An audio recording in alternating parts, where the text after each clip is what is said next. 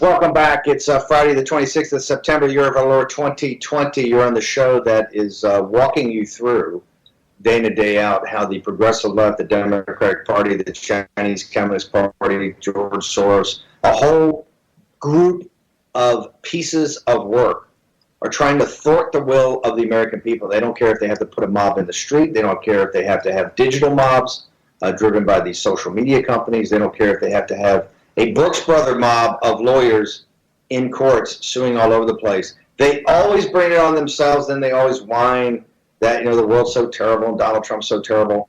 They brought on themselves all these lawsuits, trying to do lawfare, trying to cheat, right? Trying to use the law to their advantage, right? Trying to cheat. They brought on themselves the necessity to get a ninth justice right now. Hey, sorry about that. Got to have it. All these are going to come into the Supreme Court. Got to have 9-judge panel look at it. Can't be 4-4. In addition, you see their heated rhetoric, and it's just it's really incredible. Every day on the show, we're going to go through and deconstruct exactly what they're doing, so that they cannot destroy this republic. We will not allow them to do this. And I'm so proud of the hashtag War Room Pandemic and the live stream and the deplorables that watch us so loud Beijing that watches it in China, mainland China. Hey, for all our loud Beijing, freedom's not free, right? This is every day you got to work at it. When you get your freedom from the Chinese Communist Party, trust me, it's going to be an effort to keep it free.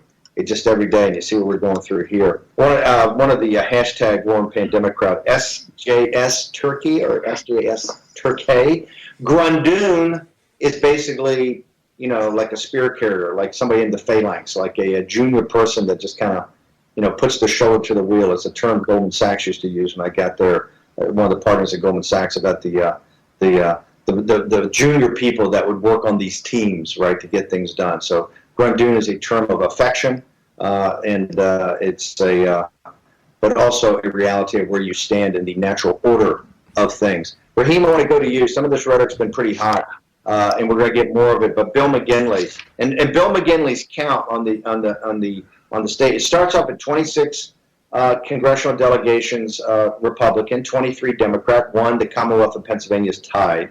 If you go through and just kind of look at the analysis right now, 4 of those could potentially flip, right? And it looks like this could end up 26, 19, and 5. But that's all contingent. Don't think anything's going to be easy here. That's all contingent about what delegations actually get seated, and that's going to go back to what vote is certified.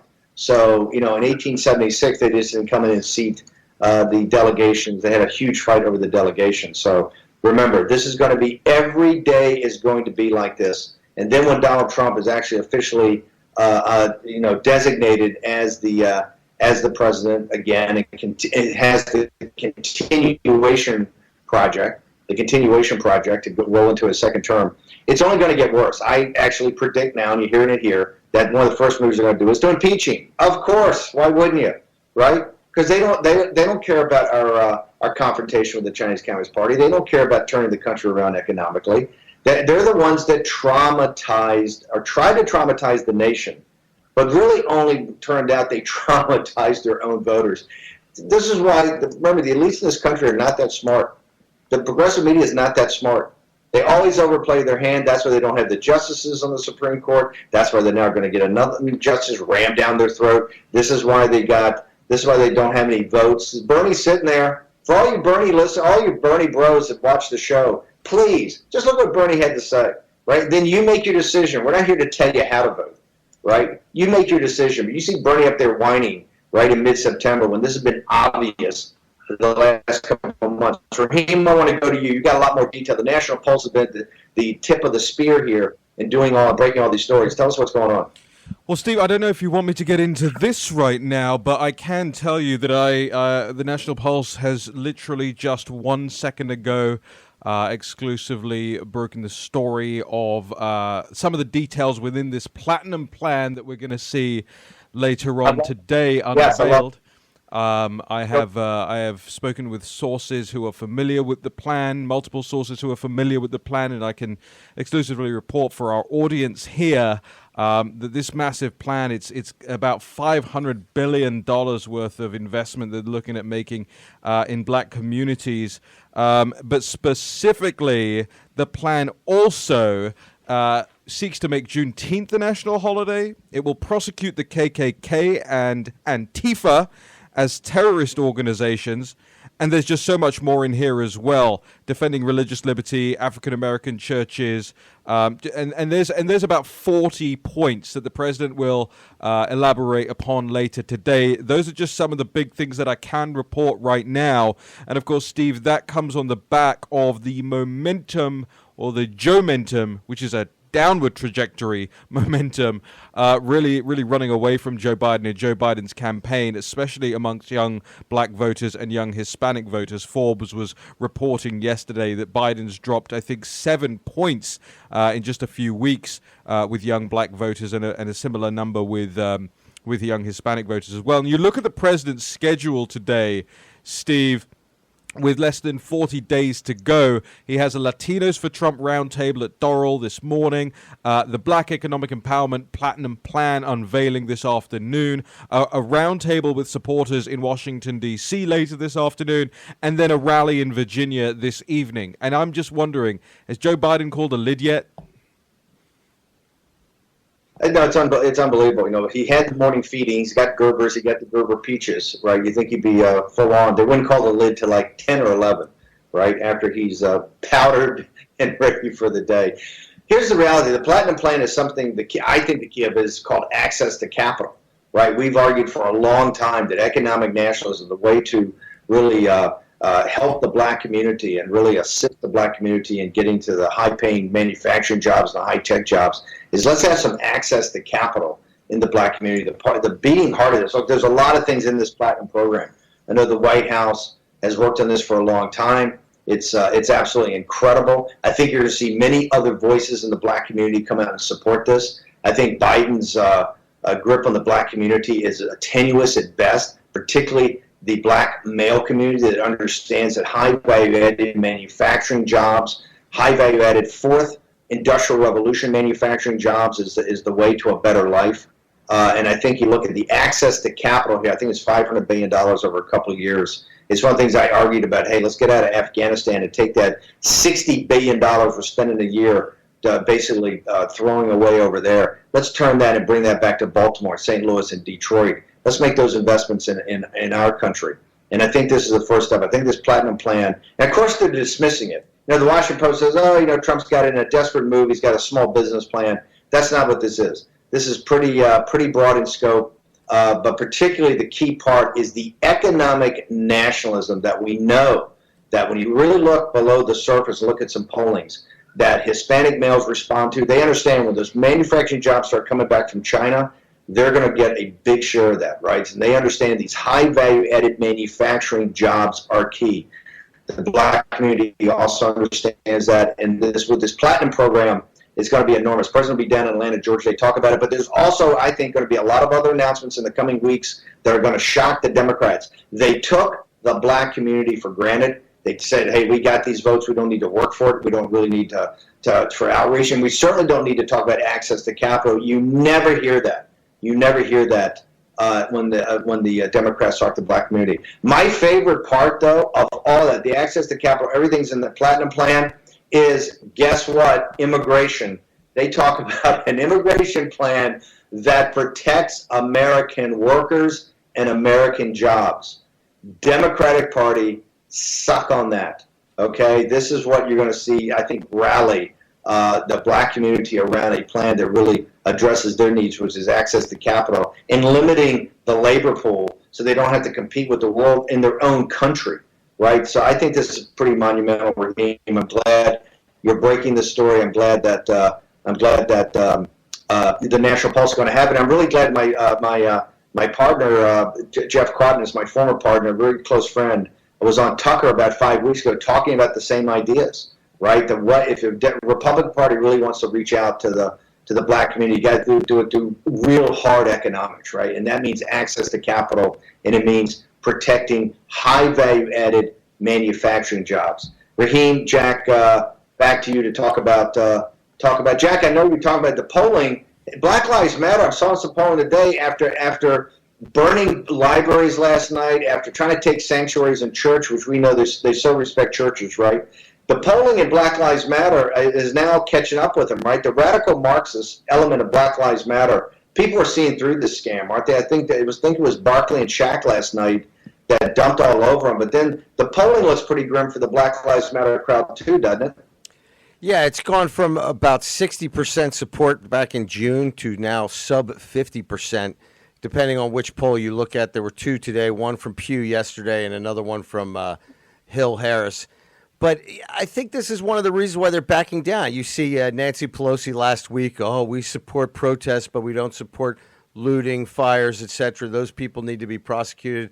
The same narrative is coming out of Joe Biden. And I think what is happening is that it's not just a racial divide that is being seen here with the response to these riots, these Biden riots. I think it's across the board. I think it's blacks, Hispanics, whites, you name it. I think everybody is growing tired of what they seem to see as this nonstop riot in the street going over and over again. And I was amazed to see Shaquille O'Neal last night, along with Charles Barkley, talk about the Breonna Taylor case. I mean, the fact that these two gentlemen could get on there and remind the American people that, hey, she had a druggy boyfriend who shot at the cops. I mean, because they are seeing it just as rational human beings. I don't think that everybody who can think for themselves is buying into the Democratic narrative. And I think that this is actually a great opportunity for economic nationalism for the Republican Party, because what you are seeing, in my mind, on the street is people starting to open their eyes and wake up. And I think that there's a great opportunity to expose the entire Democratic Party and their neglect of not just the African-American community, but the Hispanic community too. They've taken them for granted for decades. And the fact of the matter is, for both communities, number one issue is the economy. Hispanics, immigration is number 3. So the Democrats are losing, in my opinion, the kind of talking points, because the people they're directed at don't buy it. Raheem, I want to toss it back to you, because and also when we come back from the break, I want to go into your analysis of third wave and get back to how they're trying to steal. How the Democrats are now in a mad scramble, right? You see Bloomberg writing $100 million checks. You see him try to break the law and pay for felons to vote. You're seeing these guys now, Axios, they're saying, oh, no, we're changing our plan. We're going to have a get out the vote, because we understand it's important to get people to the polls on November 3rd, which is way too late to pivot to that now. But you're seeing this mad scramble. Raheem, I want to go into your reporting on the third wave, so I want to toss it back to you. Hashtag War and Pandemic, the live stream's on fire. Need to hear your voice and need to hear what you're doing to make sure that you protect the victory of Donald J. Trump on the 3rd of November. Yeah, in the break, ladies and gentlemen, if you do me a favor, head on over to thenationalpulse.com. That story about the Platinum Plan is the lead story on the site right now. Share it around. Make sure you're tweeting it, putting it on Parler, on your Facebook pages, emailing it to your friends. The announcement this afternoon is going to be lit.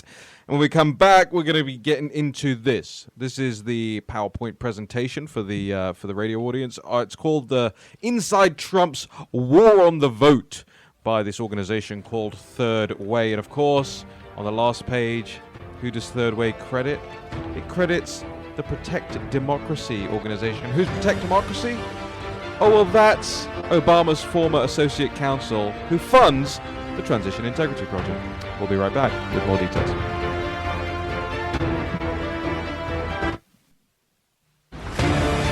War Room Pandemic with Stephen K. Bannon.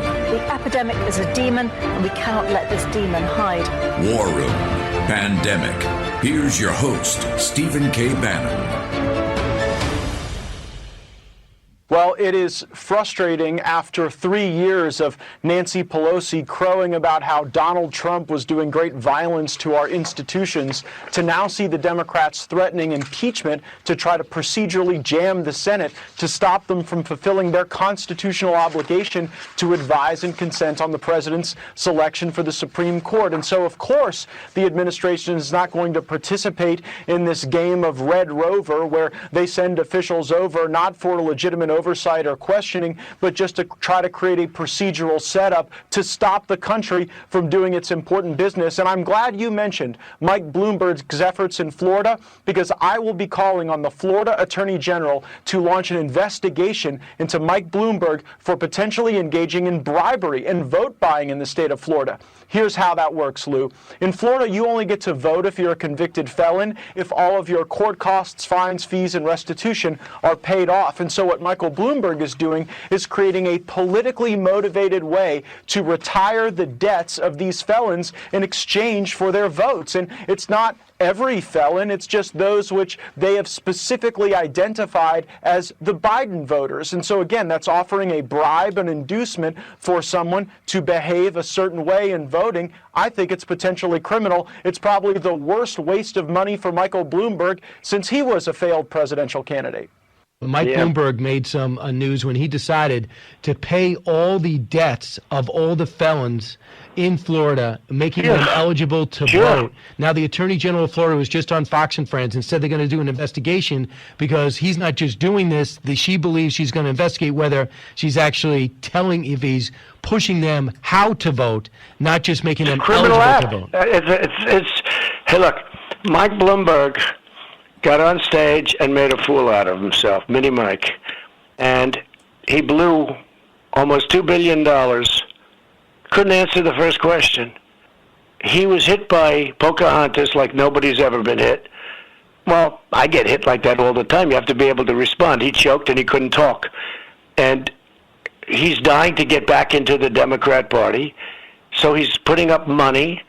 But the problem is, it's totally illegal what he did. I guess it's a felony. He's actually giving money people. He's paying people to vote. He's actually saying, here's money. Now you go ahead and vote for only Democrats, right?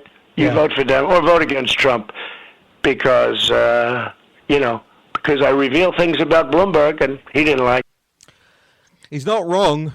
He's not wrong. I mean, it's pure logos. There's pure logic going on there from the President of the United States when he walks you through exactly what Matt Gaetz warned about, what the Florida Attorney General is now warning about. And here's the thing. We've got a situation on our hands now where the panic button is being smashed on repeat by the political left, smashed on repeat by the Biden campaign. One of those panic buttons is don't let Biden go out. Call a lid every morning. But more of them come in the shape of things like this. Inside Trump's War on the Vote, from the Third Way organization, this PowerPoint document that walks people through the 4 steps that they claim Trump plans to deploy to interfere in the elections. Trump's plan to interfere in the elections. The President of the United States interfering in the elections of the United States. Think about the counter logic that they're dropping here. Number 1, pre-election, suppress the vote. Number 2, election day, make it harder to vote. Number 3, post-election, stop the count. Number 4, January 2021, throw it to the House. Pure panic. And there's no accounting for the Atlantic. I mean, this is 37 pages, back and front, 37 pages, count them, essay, every single detail about what they call the election that could break America. Yeah, well, let me tell you something. If this election breaks America, it's because of these unsolicited mail-in ballots. It's because of, as the guys have talked about, these naked ballots. It's because of the rhetoric and the fear that's been ramped up by the political left, by the Atlantic, by their friends in the Transition Integrity Project, by the Third Way, by all of these groups and individuals and people and Bloomberg and Hawkfish and all these guys. You look at the resources they are deploying right now. This is making 2016 look like a drop in the bucket. It's going to make post-2016 look like a cakewalk as far as lawfare and interference from the intelligence agencies and all of that is concerned. You go through this Atlantic piece. This is the panic button. This is, oh my goodness, we went too soon with our Transition Integrity Project and they rumbled us, and now we're going to have to spend the next couple of months convincing the electorate of our side of what Stephen Bannon calls the blue steel versus the blood red wave that's going to happen on November the 3rd. Steve, I think you're back with us now. Yeah, Raheem, you brought up the other day hubris and nemesis. You've been great about bringing these classical terms that really so much of the Judeo-Christian West's thought process is predicated on. Remember, the mainstream media always gets it wrong. So let's frame it for them and let the hashtag War and Pandemic posse and the live stream and the great audience throughout the world talk about this. This election is actually going to strengthen America because I think it's going to highlight for a lot of people what's important and what's not. And you're seeing in this, I would just want to give a hat tip to the New York Republican Club of Gavin Wax and Krista DeVito, Fishburne. We had a huge speech the other night there to kick off our national tour. Metropolitan Republican Club, Ian Walsh Riley, Chrystia Lenzo, and then last night the Young Republicans National Federation, Rich Lowry and Jesse Rapella, that had the largest live stream ever. People are yearning and hungry for this information, Raheem, as you've seen doing the great opening act on these nights. And we're going to expose this every day. But this is leading to what the Greeks called a catharsis. A catharsis. This is like a storm that's leading up to something, and it's going to be very powerful, and it's going to be very positive. Because now we're seeing all the cockroaches kind of come out, right, from under the stones. They're not going to be able to hide anymore. The social media guys, they're all thrown down against Trump. All the media guys, all the media executives, Hollywood, the culture, etc. All of it, right? Not just the Democratic Party, which I said from the beginning is really kind of dysfunctional, disorganized. It's the mainstream media. It's the Soros-backed. It's all their backers on Wall Street. It's all the people that want the party of Davos kind of globalization project predicated upon, guess what? The slave labor of Lao Beijing, old 100 names, in China, and then everybody else that serves, right? Essentially, particularly the millennials. So I think, and this is what's been so powerful about the kickoff to the national tour, Raheem and Jack, is young people. Last night at the Young Republicans National Federation, they started off by talking about they've done 10 million door knocks or phone calls and get out the vote. Okay, so we're going to come back, and I want to go through the third wave in the next segment and talk about each component piece and how they're framing it as a lie, when really this is concerned citizens that are not going to sit there and be hoodwinked anymore. So I think this is incredibly powerful. It's leading to catharsis. This is not the election that's going to destroy America. This is the election that's going to save America. Raheem, Jack, back to you in Washington, D.C. Mr. Mack? Yeah, I wanted to go back to Congressman Getz's comments about Mike Bloomberg because I think there's a big tell there concerning the American voters and the Democratic Party. They are giving monies for these people, these felons who have court costs, fines, etc. in Florida. But they specifically excluded white felons. They targeted black felons. 33,000 out of the 40-some thousand that they have gone are to black felons because they claim that in Florida, African Americans will vote Democrat 95% of the time. They're hoping to peel off a chunk of the Hispanic voters who may be felons as well. But to me, this is just shows you again the rank hypocrisy of the Democratic Party, and it shows you the danger of their divisive identity politics. While claiming that they are going to represent everybody behind the scenes, they are chopping up the country into little pie pieces, and this is why they are having problems. I think one of the huge tells that we have out there right now is that you see close to 50% of gay men in America are going to vote for Donald Trump. This is revolutionary, and I'd like to give a hat tip to one of the guys who started that whole thing. The hashtag walkaway movement has been, I think, one of the amazing things that's occurred over the last 2 years. It does not get enough credit. But again, this shows me that the Democratic Party is divisive. They do not represent everybody equally. They think of all of us as little statistics in boxes that they check. And I think it's very dangerous, and we're watching that division on the streets that has been promulgated by a philosophy wholly central to the Democratic Party, which defines everybody on superficialities, not on their spirit, not what Dr. King described as, the universal spirit of man. And I find it absolutely appalling. They do it every single year. They do it in academics. They do it in employment.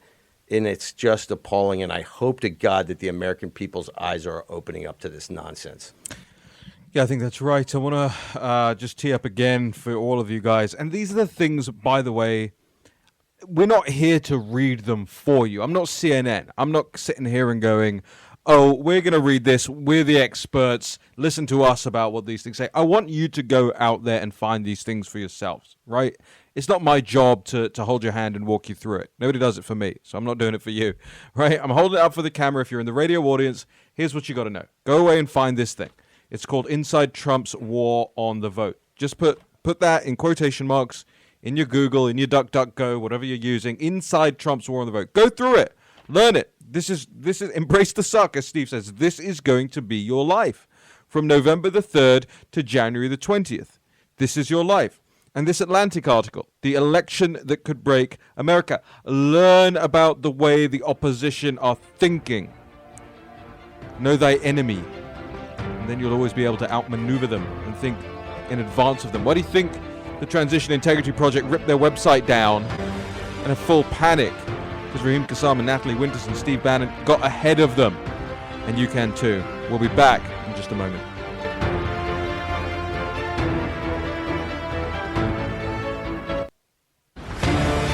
War Room Pandemic with Stephen K. Bannon. The epidemic is a demon, and we cannot let this demon hide.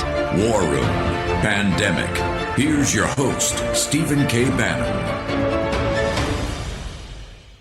Hubris, nemesis, catharsis. This is going to be one of the most powerful, important moments in American history. It's going to empower the Trump movement. It's going to empower the Republican Party. It's going to empower freedom throughout the world. Donald Trump will continue to confront the Chinese Communist Party in the second term, I think leading to the destruction of the Chinese Communist Party in sunlit uplands ahead of us. But we got to get through this first, folks.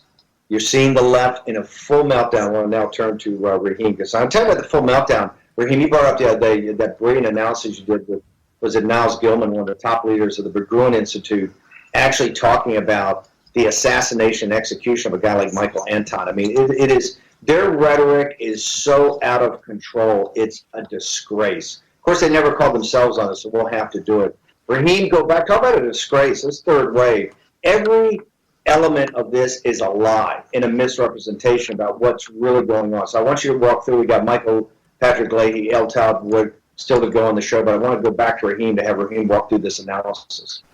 Yeah, that's right. Thanks, Steve. Okay, so we've talked about this third wave a bunch of times now on the show so far. But what is third wave for a start? Okay, they call themselves a national think tank that champions modern center-left ideas. They hold events and put out press releases, and they're quoted in places, and they have a big staff, lots of trustees. I mean, nearly 60 staff, I think. Across this organization, a board of trustees, that includes your usual highfalutin names from the big corporate world, honorary co-chairs, including Senator Chris Coons and Joe Manchin and Kristen Sinema, so on and so forth.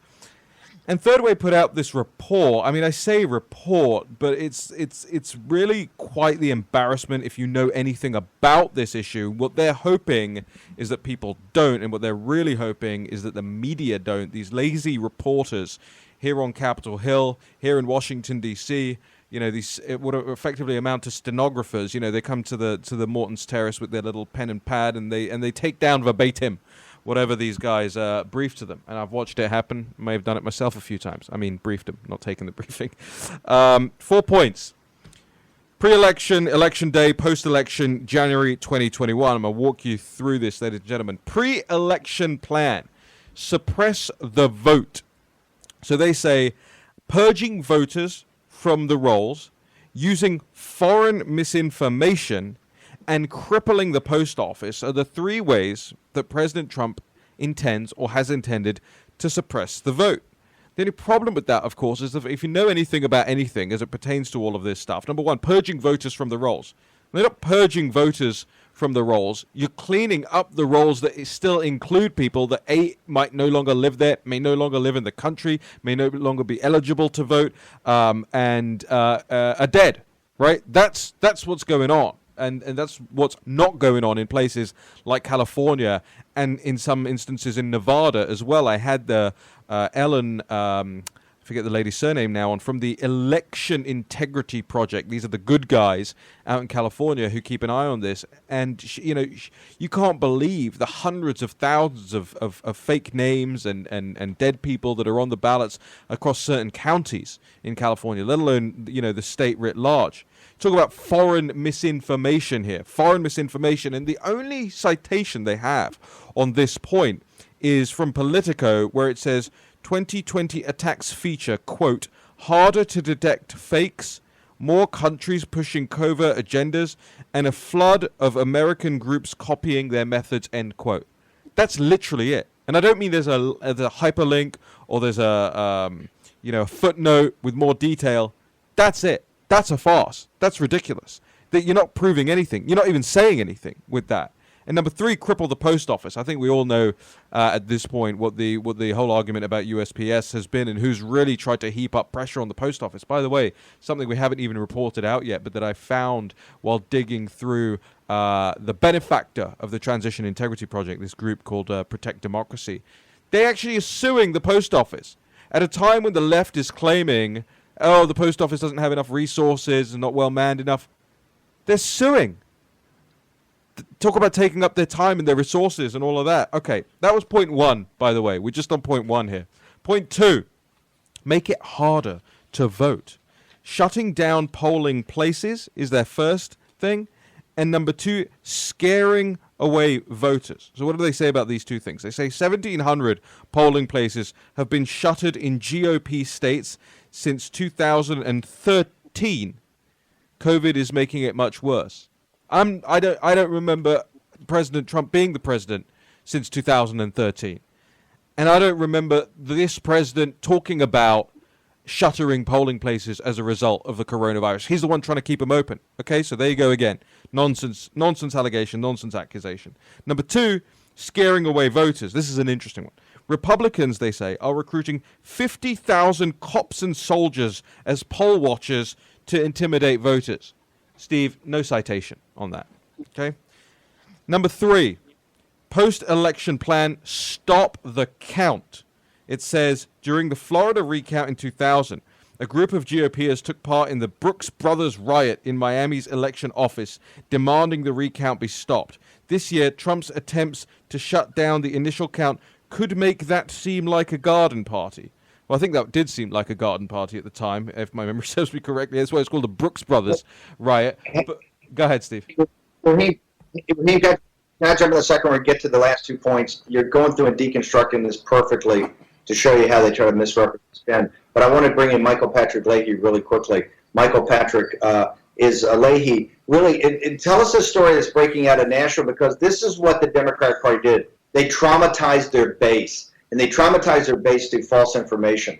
So, Michael, you run a number of newspapers. We'll get to that in a second. But tell us what's happening in Nashville, Tennessee, and how the Democrats are really using information warfare against the country, but it's really kind of turned back on their own voting base.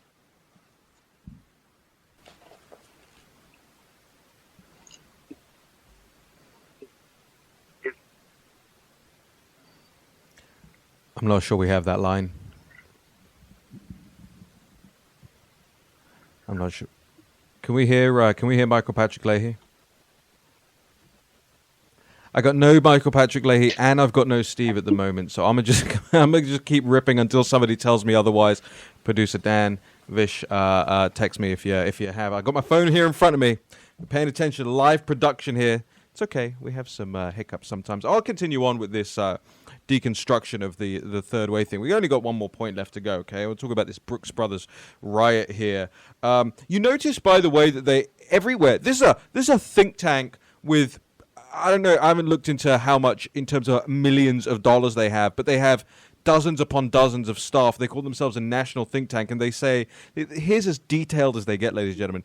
This year, Trump's attempts to shut down the initial count could make the Brooks Brothers riot seem like a garden party. No citation. Could. Okay. Remember what happens when our side says things without any backing up. We get dragged through the media. I know some of the people at home listening in the live chat could hear Michael Patrick Leahy, but we couldn't hear him in studio, and so we can't really conduct an interview that way.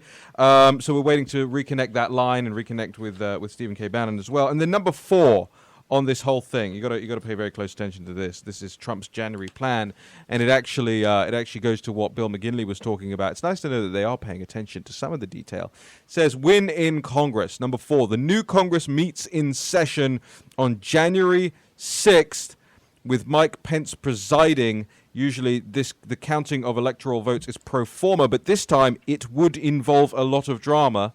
Great English. And it's not at all clear how Congress would view or resolve questions about disputed electoral slates. Now, what did I tell you a couple of weeks ago? I said they want to take their hands out of the power of the elected people, the people you send, whether it's to your state legislature, whether it's your governor, whether it's your a member of Congress, whether it's your senator. They want to take the power out of their hands, i.e. out of your hands, and put it in the hands of an electoral commission. That's an unelected, bureaucratic board of commissioners that decide the results of elections. And this point in the third way plan goes exactly to that. It says it's not clear at all how Congress would view or resolve questions about disputed electoral slates. Well, if it's not clear how Congress would resolve it, and it's not clear how the courts would resolve it, what do you think their next recommendation is? Oh, that's right. It's an electoral college. As Dan Coates came out a couple of days after I warned that was going to happen, he came out in the New York Times. He said, hey, we need an electoral commission, rather. They're going to have an electoral commission. And Nancy Pelosi will be putting together her own electoral commission. Stephen K. Bannon returns to us now. Steve? You mean electoral commission. You said electoral college. But this is how they try to take it in hands. Raheem, in a couple of minutes we got left, I just want to go back, you and Jack, and talk about their rhetoric. Now they're full in. You're going to see more and more reports like this third wave. They're going to come there. Katie Tur's critical path. They're in absolute panic mode because they've been found, right? We've gone through, we've run our own war games, we've deconstructed this, we've outed every aspect of how they're going to do this. Now it's all about actually delivering. It's going to be very tough because, there's, 10,500 jurisdictions, voting places in the country. It's going to be really an enormous undertaking to do this, particularly on the legal side. But at least people now have a framework. But I want to ask you guys about the rhetoric. The rhetoric on the left continues to get more and more violent, more and more dangerous.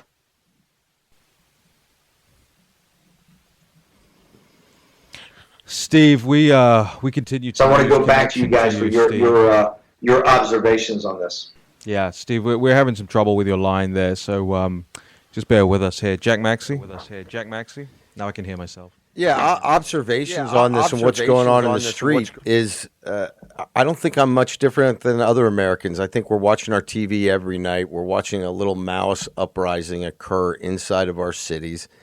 And I've said this before, and I don't think we should really discount the potential for violence in this sort of situation. We saw this with the Red Guard in China during the Cultural Revolution. We saw this in Saigon with the infiltration of Maoists, Viet Cong, into the city. We saw this with the execution of thousands of school teachers, priests, lawyers, doctors, etc. in the city of Hue when they only held the city for 3 or 4 days. This is dangerous, dangerous stuff, and I find it so upsetting that American political leaders, media personalities could so flippantly talk about the idea of civil war in the streets. I do not think that they can conceive of just what a terrible thing that would be for this country. And I think they should be held responsible for their words. That's the thing, Jack. They just see it as a game. They don't think that they're going to be impacted by it. Remember, most of these people, especially in D.C., they live in Kalorama, these great gated communities, gated houses, big walls, security guards. You think Don Lemon has to worry about his house, about his security? He's got every resource in the world. So he doesn't mind ratcheting up the rhetoric. Who are the ones that are actually going to be impacted by this? It's the poorest communities. It's people who live, in neighborhood cities, towns, whatever it is, that they can't arm themselves. They can't defend their property. I agree with you. I think they don't think it's real because it will never be real to them. Well, I think they sort of felt the same way in 1860 when they fired on Fort Sumter the following spring. There was a lot of jubilant kind of talk about how this thing's going to be over and we're going to get payback and all this thing. And I don't think that any of the people who started that rebellion conceived that there was going to be 600,000 dead 4 years later. Hey, Jack, let's go to a quick break here. When we come back, hopefully we'll have Stephen K. Bannon, Michael Patrick Leahy, and more for you here. Hashtag War and Pandemic. I want you in the break, ladies and gentlemen. Go support our supporters, Citizen Free Press, the Bongino Report, whatfinger.com, all of those guys. Make sure you're giving them clicks, sending them traffic. We'll be right back.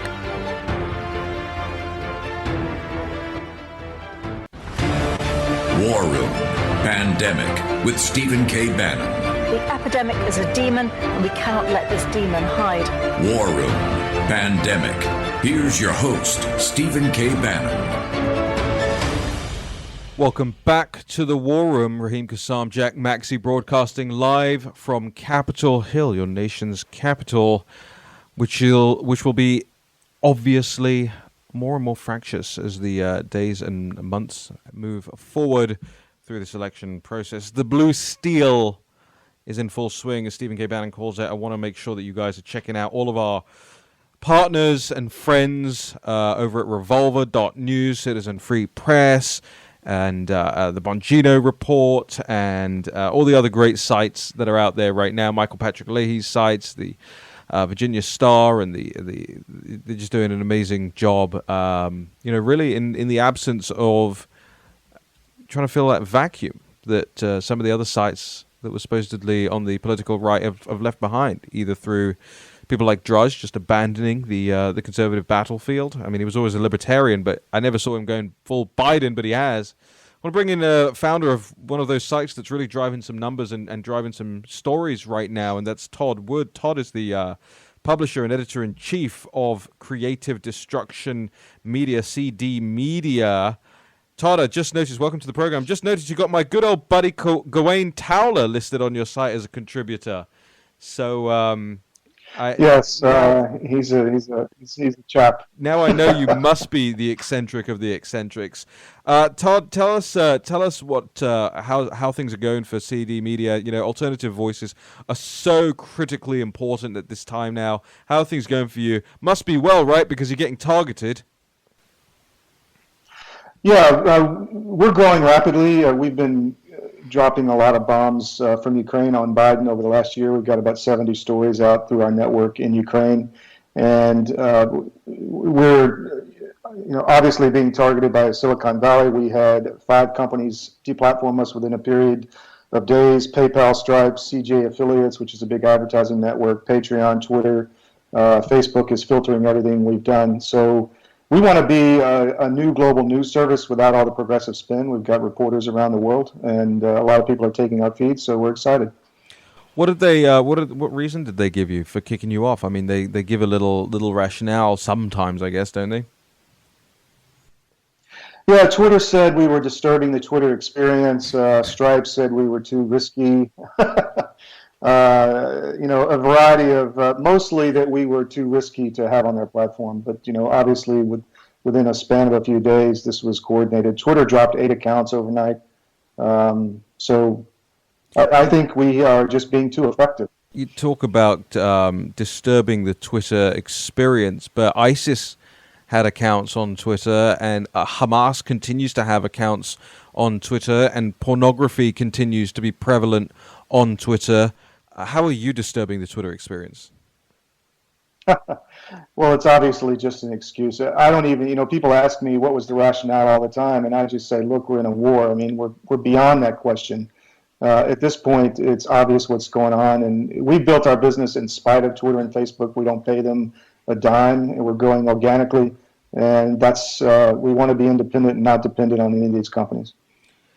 So tell us a little bit about your scoops, especially as it pertains to Hunter Biden, the Bidens, and Burisma, and all the rest, because there's so many details out right now that people aren't aware of. Because, as you say, the people reporting them keep getting their accounts taken down.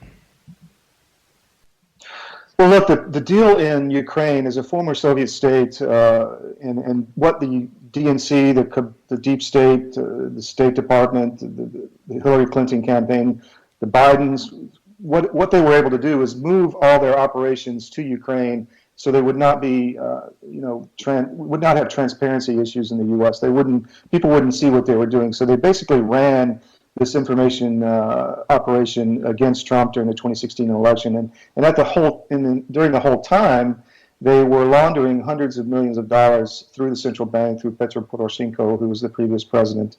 We've released audio tapes recently on, multiple times on that, where he's colluding with, Biden is colluding with Poroshenko to go against Trump. We released, or I did when I was writing for the Washington Times in 2016, that the black ledger supposedly from Paul Manafort was a hoax, and that turned out after the Mueller report to be true. We released the original Burisma wires from Hunter Biden, and just this week we released confirmation in a court case that Burisma admitted to bribing Joe Biden with payments in the millions of dollars. The big story also is that there is about $40 billion that was stolen from former President Yanukovych that was offshore.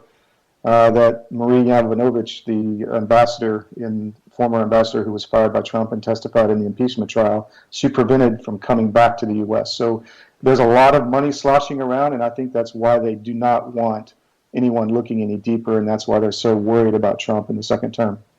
What did we pick up yesterday? We've got about 2 minutes left here, Todd. What did we pick up yesterday from these tweets, these text messages between FBI agents? Is that something that's on your guys' radar? We've been focused more overseas. We do have confirmation that multiple FBI agents in Ukraine, I'm not going to name names now, but that took $5 million bribes. We have confirmation that they stopped the investigation. The National Anti-Corruption Bureau of Ukraine, or NABU, was set up not to investigate corruption in Ukraine, but to stop the investigation into Hunter Biden and Burisma and Joe Biden. It was an extra constitutional organization that really has no legal authority, and it was only done to shut down these investigations. Yeah. So, the guy was Artem Sitnik. I've met with him. Todd, we got to jump, but why don't you tell our audience where they can follow you, what accounts you do still have that are up that they can subscribe to? Yeah. My original Twitter, my personal Twitter, Todd Wood, is back up, but cdm.press is our website, and you can find all our reporting there under the investigation section. Fantastic. Thank you, Todd. We've got to get you back as well. Get you some longer time on here to walk us through all of that stuff. This is how it works, guys. If you want to do scoops from abroad, you got to have people on the ground. That's what CD Media has. I want to make sure as well, talking about Russia and the big Russia lie, we have a new little monograph out from a friend of mine, Thomas Farnon, which we're releasing on Sunday. It's called The Russia Lie, published in conjunction with the National Pulse. So you can go to therussialie.com, therussialie.com, and you can pick that up there. It's only $5, so we're not trying to make money out of it. We just want to make sure that costs are covered and you guys get the information that Thomas Farnon has put together. We'll see you at 3 p.m., I hope, for the National Pulse show. The president may be speaking around then. I'll give him the time. On Real America's Voice, we'll have all the rallies uninterrupted tonight here on Real America's Voice. Tune in. Stick around. Up next.